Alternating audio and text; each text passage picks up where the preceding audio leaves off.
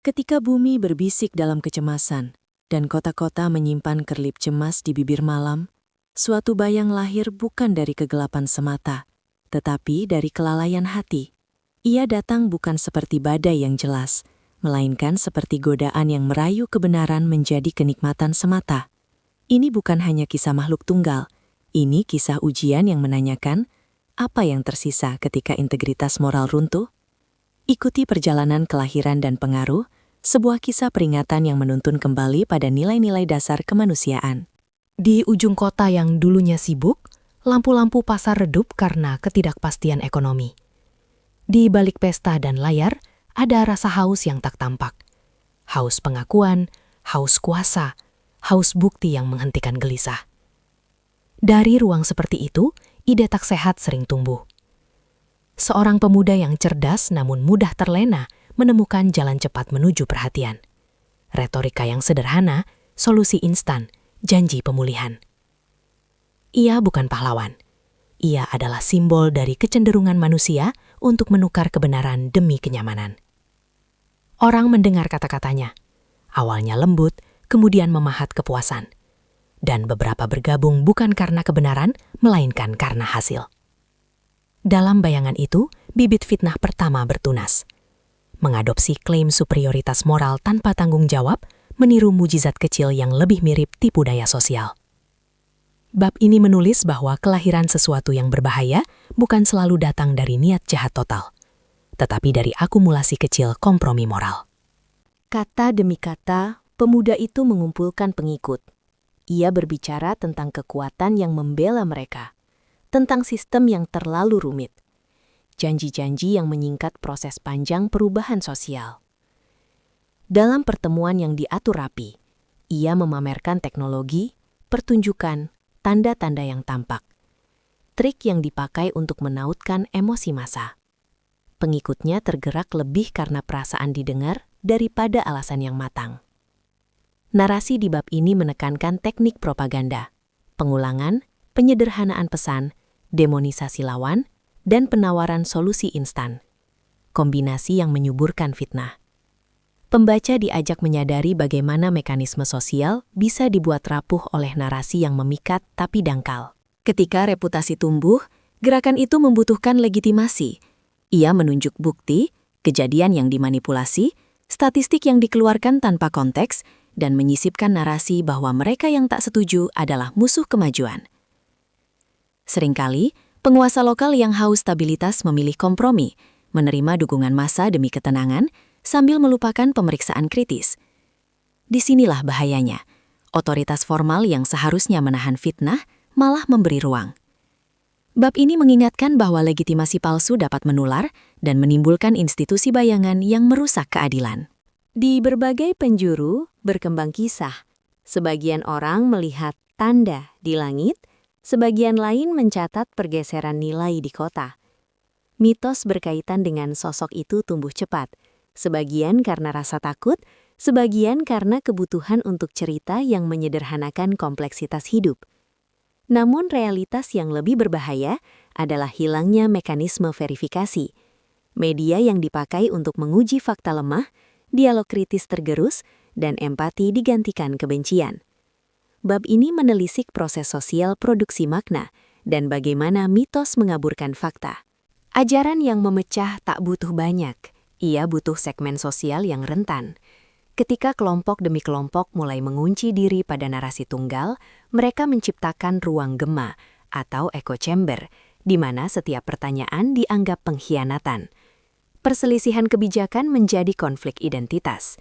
Di sini, Dajjal bukan lagi figur tunggal, melainkan manifestasi kecenderungan masyarakat yang memilih identitas sempit ketimbang kemanusiaan luas. Sebuah pemerintah lokal sibuk dengan urusan ekonomi dan birokrasi, lalai mendengarkan peringatan awal. Ketika pengurus publik tidak responsif atau merespons dengan penekanan yang salah, ruang kosong itu diisi oleh suara-suara lain. Kepemimpinan yang abai menjadi komplotan tak disengaja untuk kebangkitan pengaruh berbahaya.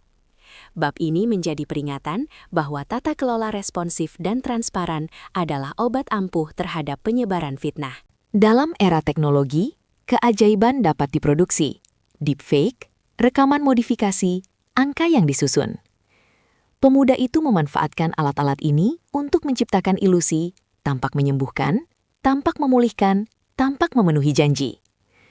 Tetapi keajaiban palsu ini retak saat diuji oleh metode verifikasi yang sederhana, pengamatan berulang, keterbukaan data, dan pertanggungjawaban. Bab ini membahas hubungan antara literasi digital dan ketahanan sosial. Banyak orang menghadapi dilema, bertahan pada tradisi masa lalu, atau bergabung dengan janji baru. Bab ini mengeksplorasi pengalaman individu yang bertemu godaan, kemudahan materi, pengakuan sosial, iming-iming keamanan. Narasi menonjolkan tokoh-tokoh kecil, seorang guru, pedagang, ibu tunggal, yang masing-masing harus memilih berdasarkan integritas pribadi atau kebutuhan mendesak. Pilihan mereka menentukan bagaimana komunitas bertahan. Sebagian cendekia dan warga bangkit, memeriksa klaim, memeriksa bukti, melatih kemampuan berpikir kritis anak-anak. Mereka membangun jaringan verifikasi, arsip dokumentasi, ruang dialog publik, dan institut kecil untuk literasi media. Bab ini memberi harapan. Kebangkitan etika kolektif dapat menahan gelombang kebohongan jika digerakkan oleh pendidikan dan solidaritas praktis. Ketika kedua kubu bertemu di alun-alun, terjadi ledakan emosional, demonstrasi, debat, kekisruhan. Namun konflik ini juga membuka kesempatan. Jika aturan permainan demokratis dijalankan, hak berkumpul, kebebasan berbicara, dan hukum yang adil, masalah dapat diuji secara terbuka. Bab ini menekankan pentingnya prosedur yang adil untuk menilai klaim dan mempertahankan hak asasi. Dalam fase paling gelap, beberapa institusi runtuh. Bank lokal terkoyak oleh rumor, sistem bantuan gagal, dan jaringan sosial terpecah. Tapi bukan kehancuran total. Justru titik retak ini memunculkan refleksi. Masyarakat mulai bertanya tentang akar masalah. Apakah mereka pernah menomorduakan etika untuk kenyamanan? Bab ini mengusulkan pemulihan lewat transparansi ritual sosial baru dan rekonstruksi modal sosial. Para peneliti independen membawa bukti, manipulasi rekaman, sponsor gelap, dan jaringan kepentingan ekonomi. Paparan ini tak selalu langsung mengakhiri pengaruh, tetapi ia membuka mata sebagian massa. Pembongkaran disertai program pendidikan lanjutan, literasi digital, pembelajaran etika, dan model tata kelola partisipatif. Bab ini memperlihatkan bahwa kebenaran memerlukan kerja, penelitian, dokumentasi, dan pengajaran, bukan sekedar seruan moral. Peradilan lokal dan mekanisme pertanggungjawaban bekerja. Beberapa tokoh dihukum, sebagian diminta pulihkan nama, beberapa infrastruktur diperbaiki. Rekonsiliasi dilakukan dengan prosedur adil, pengakuan kesalahan, restitusi, dan komitmen institusional baru. Bab ini menegaskan elemen penting pemulihan, hukum yang adil, transparansi, dan proses pendidikan publik. Akhir cerita bukan tentang kemenangan sabu tokoh, melainkan tentang pembelajaran. Kurikulum yang mengajarkan etika informasi, lembaga-lembaga komunitas yang sigap, dan ritual kemasyarakatan yang mempererat empati. Mitos Dajjal diakhiri bukan dengan pemusnahan total, tetapi dengan transformasi sosial. Masyarakat menjadi lebih tangguh, lebih kritis, dan lebih peka pada nilai kemanusiaan.